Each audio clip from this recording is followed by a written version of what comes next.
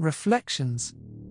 The new apartment felt cavernous in its emptiness as I swept methodically from room to room, wiping away dust and echoes of past lives. It was a fresh start in a new city, leaving wreckage from my past tucked neatly away. Floorboards creaked heavily underfoot, bouncing noise back tenfold in wide open spaces awaiting furniture and warmth. Night fell early, gloomy autumn clouds smothering what little light filtered through tall windows. I worked by lamp and phone flashlight, focused on completing my task before darkness swallowed the corners. One bedroom remained, the master with an ensuite bathroom still coated in a layer of despair from who knows what personal tragedies played out here over the years. I cleaned methodically, scrubbing grime from gleaming tiled surfaces and scouring the grimy mirror above the sink.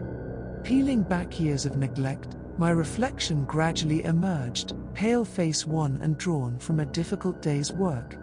Too tired to venture back out alone after sunset, I resigned myself to a make-do camp in the unfinished room, laying out a temporary nest among unpacked boxes.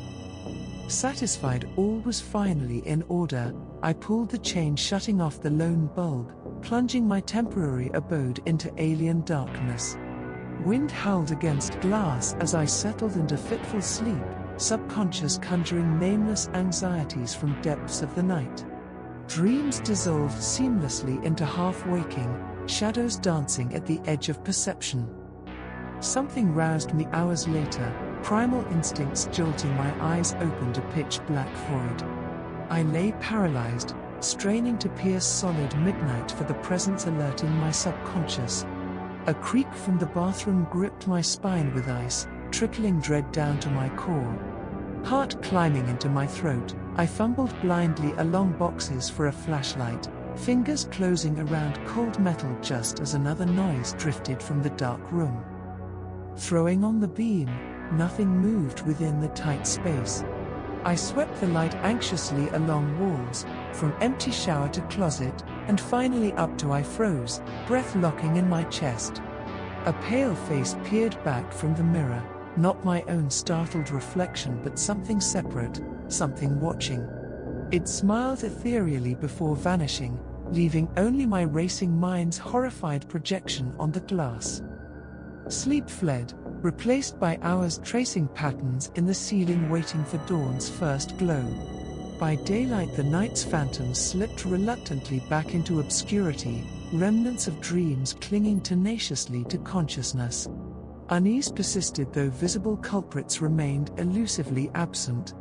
I unpacked and arranged furniture by the skin of my teeth, desperate to feel normalcy return along with everyday distractions. But each return to that bedroom after dark brought restless hours tossing under creeping sensation of being observed from the shadows, glimpsing pale faces just out of direct line of sight. Over weeks that dragged like molasses, the oppressive atmosphere intensified, ghosts of past residents stirring in unseen ways intent on tormenting this new interloper. Other sights and sounds began filtering in alongside the growing shadows, fleeting whispers in languages long dead, scrapes and cries carrying dissociated memories better left forgotten. Each progression chipped away further at defenses, bringing dormant instincts roaring to the forefront with base notions of threat long adapted for survival. Fight or flight stirred constant beneath the surface as invisible influences closed in, terror and madness sidling up for introduction. One night, returned from long hours spent circulating shops for distractions, I found the lights flickering madly as if warring energies fought for control of this human dwelling. Shadows contorted obscenely across walls, coalescing and dispersing in arrhythmic pulses counter to natural laws. I backed rapidly toward the front door, keys clutched white-knuckled, when a sound stopped me dead, weeping, muffled and distraught, emanating clearly from the bathroom. Paralyzed, I stood debating flight as keening rose steadily in volume and anguish. Purposeful footsteps suddenly echoed dully within, crossing tile, growing louder with each step bearing down the hallway. My paralysis broke, instinct screaming as I wrenched the stubborn lock open fractions of seconds before a dark shape rounded the corner, features obscured yet familiar in a primal way forbidden to conscious comprehension.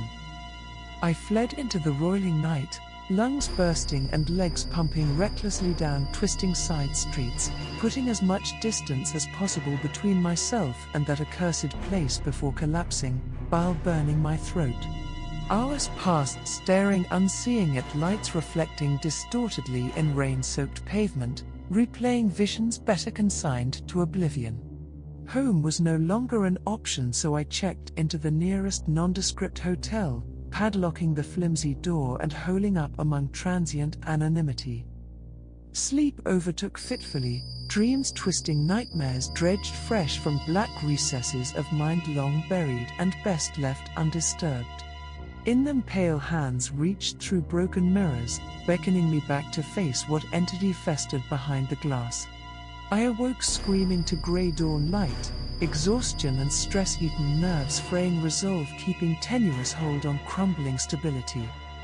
Seeking distraction and clarity, I wandered bleak cityscapes hours lost in thought, orienting primal urges pulling me undercurrents invisible to everyday sheep content in their willful ignorance. Answers hinted at unthinkable truths left nameless, knowledge potent yet corrupting to fragile humanity. As sunset fell, bloody skies drew my steps back unbidden to that haunted place against every rational precaution. Lights flickered spasmodically within as I ascended, worn steps seeming organic in their runneling passage down eons, doors creaking open at mere touch as if feasting on my accessible agony. Shadows writhed more purposefully than memory served, flowing fluidly along walls and coalescing at the bathroom threshold. A shape congealed before me, pale visage peering from behind fragments of broken mirror clutched protectively before chest. Recognition struck like daggers, the women from portraits yellowing in a dawn home decorated now only by dust and oblivion greeted my eyes with silent pleading through fractured glass. Their tragedy whispered on the peripheries of perception and understanding, scorning rational deductions in favor of primal intuition.